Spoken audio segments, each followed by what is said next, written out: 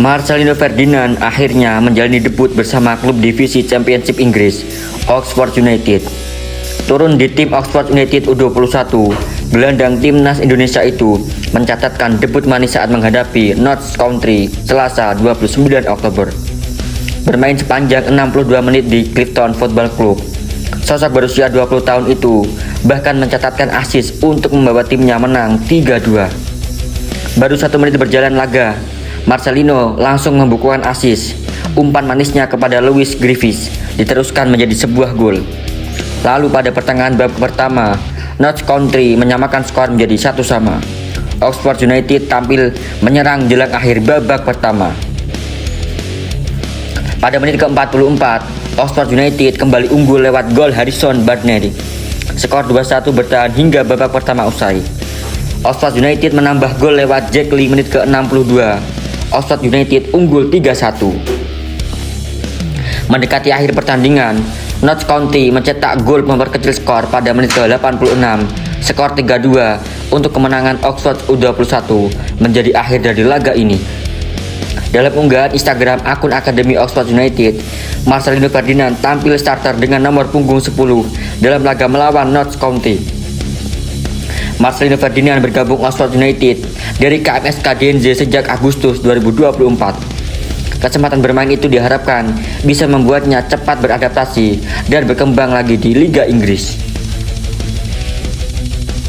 Ketua Umum PSSI Erick Thohir senang tim nasional Indonesia berhasil lolos ke Piala Asia.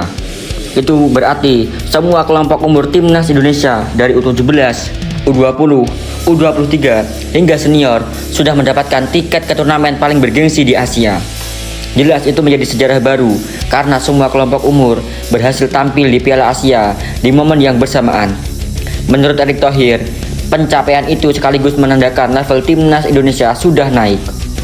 Ya, kesuksesan timnas Indonesia U17 lolos ke putaran final Piala Asia melengkapi kiprah dua tim Garuda lainnya. Tim senior U20 yang juga telah memastikan diri akan berlaga di Piala Asia edisi terdekat. Sebelumnya di awal tahun, timnas U23 juga bermain di babak utama Piala Asia 2024 di Qatar dan bahkan melaju hingga babak semifinal. Atas pencapaian bersejarah itu, yakni 4 timnas sebagai tempat kategori bertanding di putaran final Piala Asia, Ketua Umum PSSI Erick Thohir menyampaikan apresiasinya kepada seluruh pemain, tim pelatih, dan ofisial serta pengurus PSSI. Ini benar-benar catatan sejarah karena di semua kategori kita bisa berlaga di babak utama Piala Asia. Ini bukti level kita sudah naik dalam waktu yang relatif singkat. Saya apresiasi kerja keras seluruh pemain, tim pelatih, dan pengurus PSSI karena pencapaian ini terwujud berkat kerjasama korelatif dan sesuai program yang direncanakan.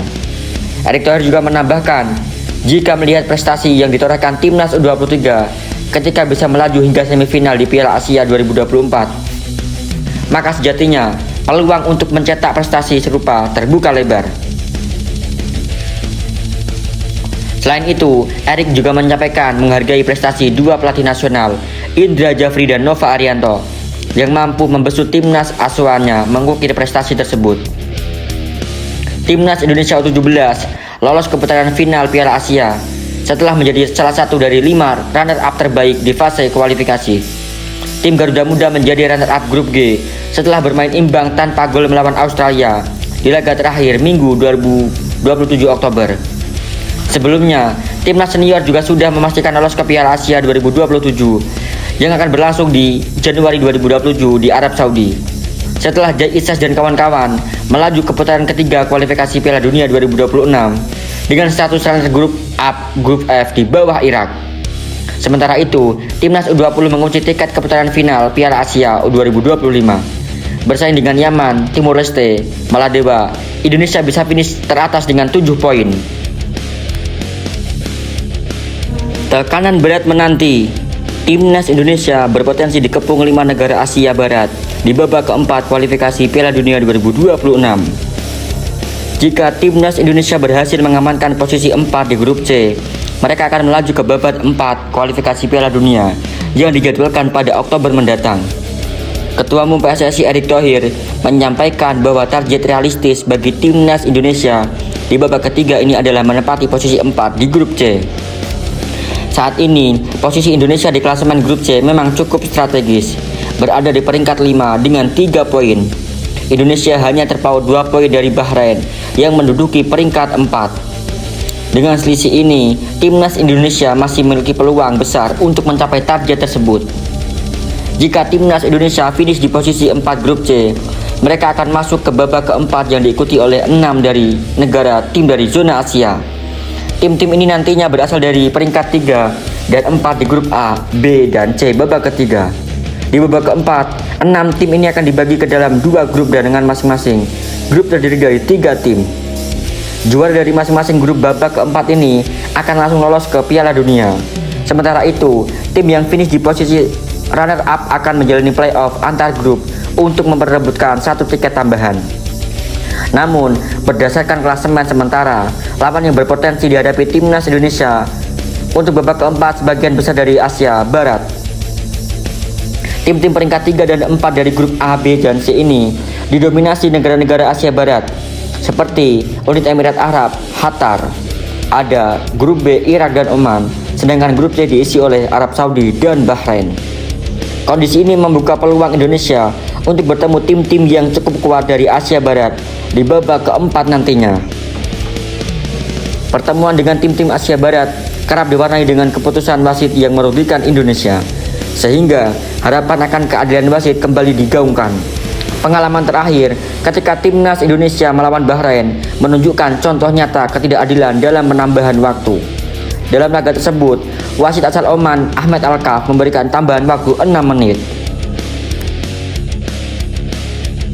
Timnas Indonesia akan hadapi lawan berat dalam lanjutan babak ketiga kualifikasi Piala Dunia 2026 bertempat di Stadion Utama Gelora Bung Karno. Jelang pertandingan melawan timnas Indonesia, media Jepang Futabanet menyinggung soal 2 peristiwa besar di sepak bola Indonesia beberapa tahun lalu belakang. Waspadalah timnas Indonesia terkuat, 130 korban jiwa di Jawa dan kegagalan tuan rumah di Piala Dunia U20. Dalam ulasannya, disebutkan bahwa di Indonesia dalam beberapa tahun terakhir muncul 2 peristiwa besar di sepak bola yang jadi fokus dunia. Yang pertama pada Oktober 2022, ketika terjadi kerusuhan pada laga domestik di Provinsi Jawa Timur yang mengakibatkan 130 korban jiwa. Dalam ulasannya berikut, media Jepang itu juga menyebutkan soal kegagalan Indonesia jadi tuan rumah Piala Dunia U20. Tampaknya ada masalah ketika Israel memenuhi syarat untuk berpartisipasi pada tahun 2022. Namun pada Maret 2023 muncul penolakan. Bahkan saat Presiden Jokowi bersikeras untuk tetap jadi tuan rumah, sanksi FIFA tidak bisa dihindarkan. Menurut jurnalis sepak bola Jepang, Yoshiyuki Osumi, timnas Indonesia tidak boleh dipandang sebelah mata. Tim besutan Sintayong, kata Osumi, telah menjelma menjadi sangat bagus dalam segi taktik dan permainan. Dalam beberapa tahun terakhir, tim ini tidak bisa dianggap remeh, tulis media Jepang.